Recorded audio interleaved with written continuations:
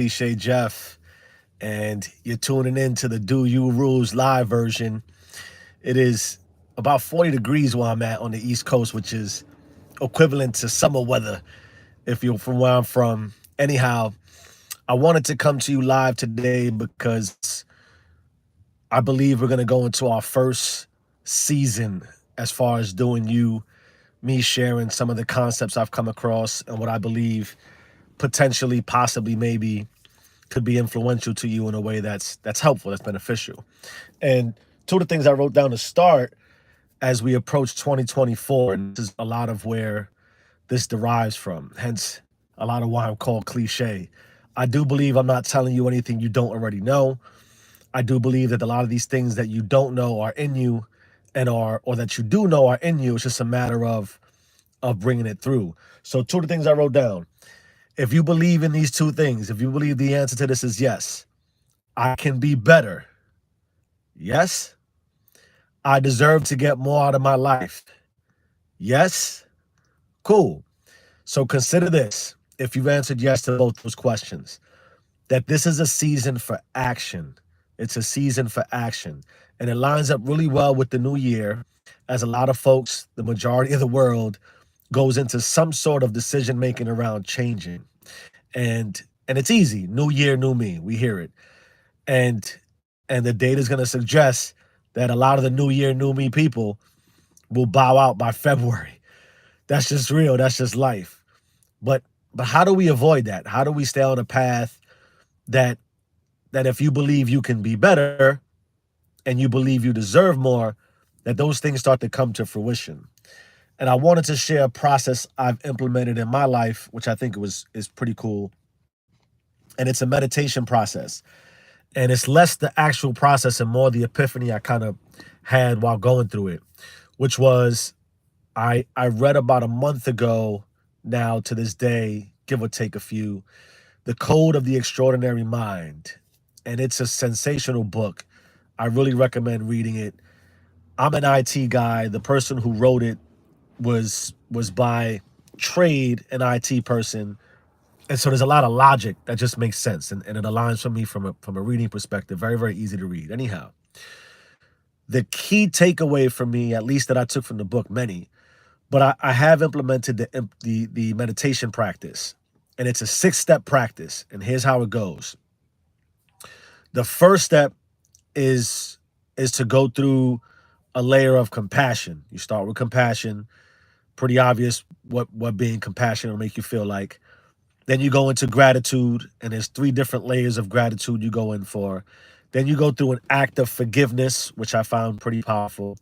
Then you go into your future self. You think, and at least I think he referenced 2 to 3 year terms, what what you believe your life will look like in 2 to 3 years. Then you go into meditating on your perfect day. I'm gonna get back to that because that's where my epiphany came from. And then you end with faith, whatever your faith is. God created universe, whatever you believe, whatever you're faithful in, even if you're not. Like I said before, it takes faith to not have faith. Anyhow, meditating on my perfect day.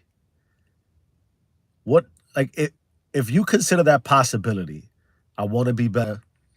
I think I deserve more. I'm in that bucket. I'm sitting down. I'm meditating. I'm thinking. I'm considering, and I'm hyped. It feels good to think about what would a perfect day look like. And day one, it's like I'm in Hawaii somewhere on the beach with my wife and the kids. Sure, I got a drink in my hand, and I haven't had a drink in 2 years. I pretty much know I never will drink again. At least I don't think I will. But anyhow, I'm thinking just one perfect day. What does that look like? And day one was Hawaii, then day two was somewhere else in the Caribbean, and then day three was another trip somewhere, and I'm just on beaches and hot weather, feeling good, looking good, enjoying just the entire day with my family. Why not? It's a perfect day.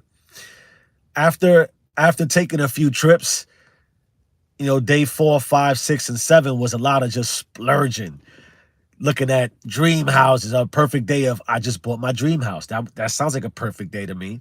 I went on a shopping spree forever, for hours. I spent millions of dollars.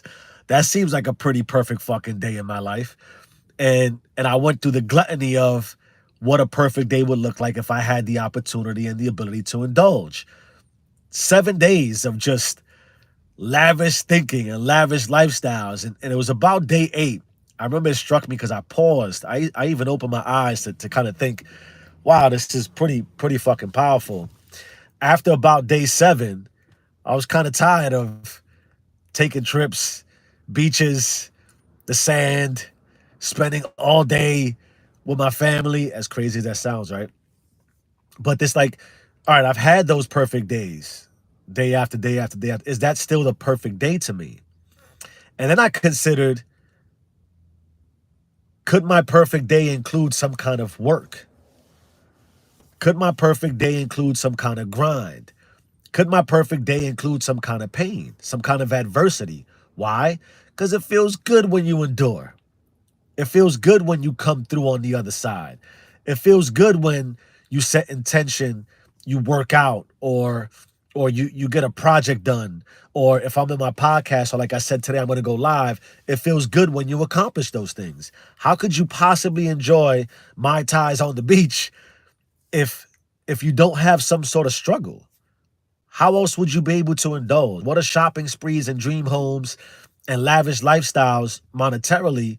What is that without the opposite end of the spectrum? How do the two not intertwine and not go together?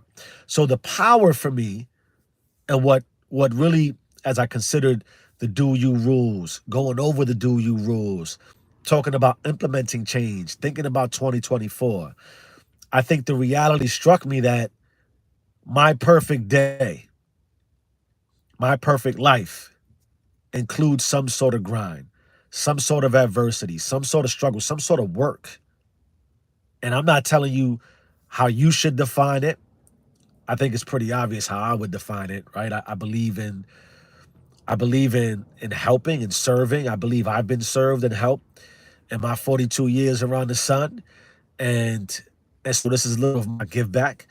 I believe in the questions I asked around, can I be better? Yes. Do I deserve more in life? Yes. And so what does that look like? Consider the possibilities.